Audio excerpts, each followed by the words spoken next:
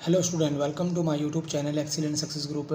तो स्टूडेंट, आज हम डिस्कस करेंगे क्लास 10 में चैप्टर 6 ट्रायंगल के इंपॉर्टेंट क्वेश्चन नंबर 106 में दे रखा है figure triangle ABC।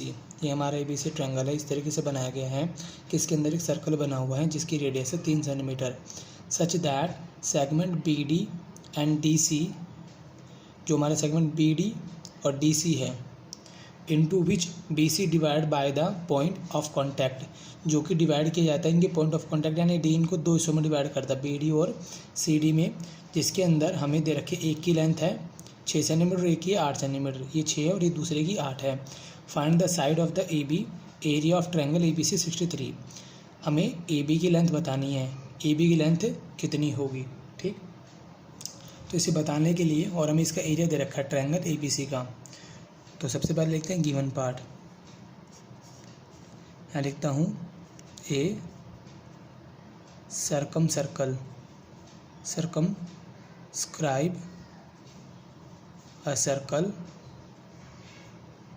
Of radius 3 centimetre. ऐसा सर्कल है जिसकी रेडियस 3 सेंटीमीटर है। हमें दे रखा BD 6 सेंटीमीटर, CD 8 सेंटीमीटर, ठीक।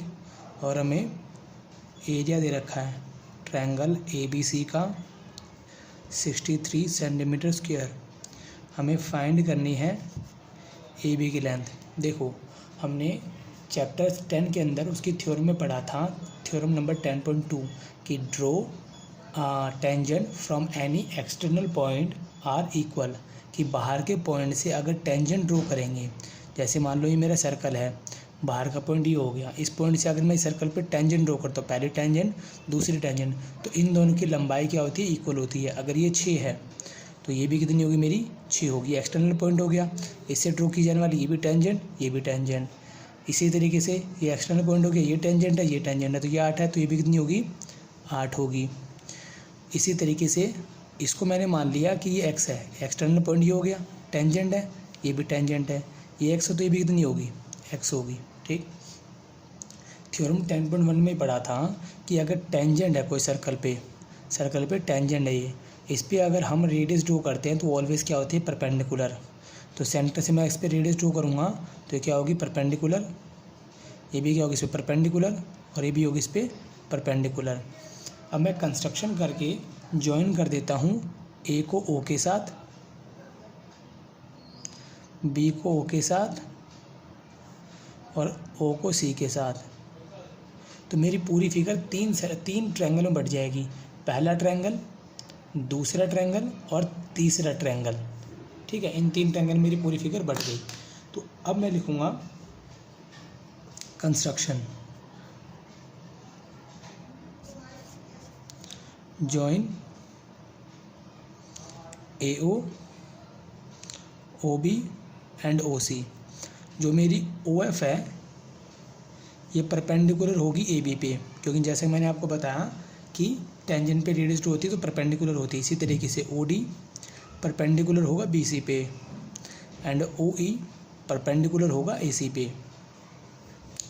अब हम इन तीनों ट्रायंगल का एरिया निकालते हैं। उससे पहले मैं इन तीनों की फिगर को अलग अलग ड्रॉ कर देता हूँ। ट्रायंगल है OBC, ये BC है, 6 + 8 कितना हो जाएगा, 14 सेंटीमीटर। ये मेरा परपेंडिकुलर है। रेडियस इस क्वेश्चन में कितनी दे रखी थी, 3 सेंटीमीटर, तो ये रेडियस है, ये 3 होगी, ये भी 3 होगी, ये भी 3 होगी। रेडियस होगी मेरी 3 सेंटीमीटर। पहला ट्रायंगल हो गया। इसी तरीके से दूसरा ट्रायंगल OAB, AB ये x है, ये 6 है, तो कितनी हो जाएगी, 6 प्लस में x। इसकी जो हाइट होगी परपेंडिकुलर है वो कितना है, 3 सेंटीमीटर। इसी तरीके से मेरा दूसरा वाला ट्रायंगल निकाल लूँगा। ये है COA, ये x है और ये 8 है, दोनों को जोड़ूंगा कितना हो जाएगा, ये 8 प्लस में x, और इसका परपेंडिकुलर ये कितना है, 3 सेंटीमीटर, ठीक।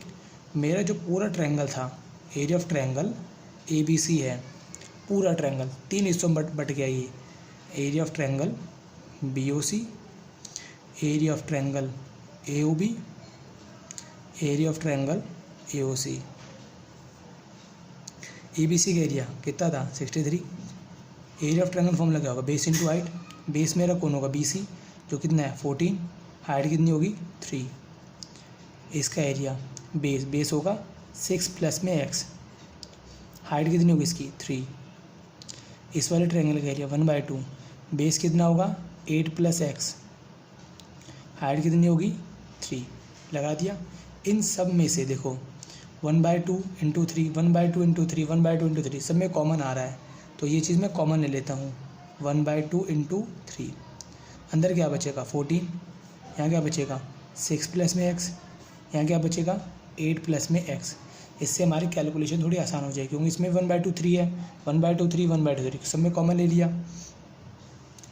ये नीचे है तो ऊपर चला जाएगा, ऊपर है तो नीचे आ जाएगा। इनको जोड़ना शुरू किया, 14 और 6 20 और ये 28, x और x 2x, 3 2 ज़ा 6, 3 1 ज़ा 3, 42 प्लस का 28 इधर x को आ जाएगा माइनस का, तो माइनस किया मैंने इसके अंदर इसको, तो यह है 14, मल्टीप्लाई में 2 है, डिवाइड में आ जाएगा, तो x की वैल्यू मेरी कितनी आ गई 7। मुझसे पूछा गया था सिर्फ ए बी की लंबाई, ए बी 2 हिस्सों में बटा हुआ था, x प्लस में 6, x की वैल्यू आ गई 7, 7 प्लस में 6 कितना हुआ 13 सेंटीमीटर। और इसी के साथ मेरा क्वेश्चन नंबर 106 यहाँ पे कंप्लीट होता है। अब हम सॉल्व करेंगे क्वेश्चन नंबर 107। क्वेश्चन नंबर 107 में दे रखा हमें इन फिगर ट्रायंगल ABC है, आइसोसेलेस ट्रायंगल। आइसोसेलेस ट्रायंगल का मतलब होता है जिसकी दो साइड इक्वल हो। हमें गिवन है कि हमारी जो AB साइड है इक्वल है AC साइड की। E is a point on the side CB। CB पर हमारा एक पॉइंट है आगे जाके E, जो कि इस तरीके से बनाया गया, CB को प्रोड्यूस करके बनाया गया है, और FE परपेंडिकुलर बनाता है AC पे, ठीक। AD परपेंडिकुलर है BC पे। प्रूफ करो AB into EF equal to है AD इंटू EC की, ये बात हमें प्रूफ करनी है। तो सबसे पहले लिखेंगे given part, in triangle ABC हमारा AD परपेंडिकुलर है BC पे एंड FE परपेंडिकुलर है AC पे, ये दो चीज़ गिवन है। और साथ साथ ये भी गिवन है कि AC इक्वल टू है AB के, और हमें 2 प्रूफ करना है, AB into EF AD into EC, ये बात हमें प्रूफ करनी है। तो इसे प्रूफ करने के लिए हमारे पास जो गिवन पार्ट है हम उसका यूज़ करेंगे। हमारे पास गिवन है कि AC इक्वल है AB के, क्योंकि ये आइसोसेलेस ट्रायंगल है ABC। अगर ये दोनों साइड इक्वल है तो इनके अपोजिट एंगल भी क्या होंगे, इक्वल होंगे। इसे एंगल 1 देता हूँ, इसे एंगल मैं 2 दे देता हूँ, एंगल 1 एंगल 2, रीजन हो जाएगा angle opposite to equal side are equal, ठीक। यानी कि ये मेरा एंगल 1 इक्वल हो जाएगा एंगल नंबर 2 के। इतना होने के बाद अब मैं ट्रायंगल लूँगा ADB, ADB। देखो ये 90 डिग्री यहाँ पर आ रहा है मेरा angle number 2।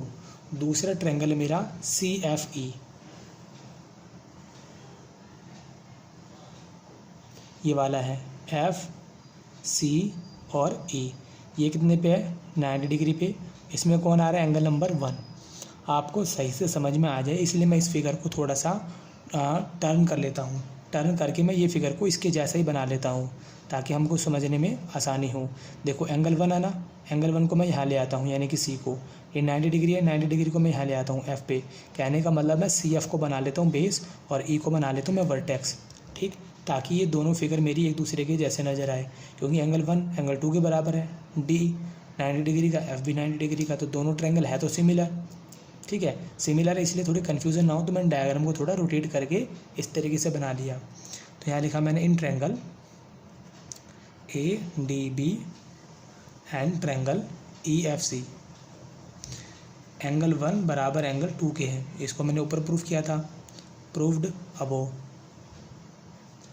Angle ADB angle EFC each 90 degree, दोनों मेरे कितने डिग्री के 90 डिग्री के हैं। तो अगर किसी ट्रायंगल के दो एंगल इक्वल हो जाते, तीसरा ऑटोमेटिकली इक्वल होता है बाय एंगल सम प्रॉपर्टी से। तो ये मेरे दोनों ट्रायंगल क्या हो जाएंगे, similar. A D B similar होगा ई एफ सी के बाय एंगल सिमिलैरिटी।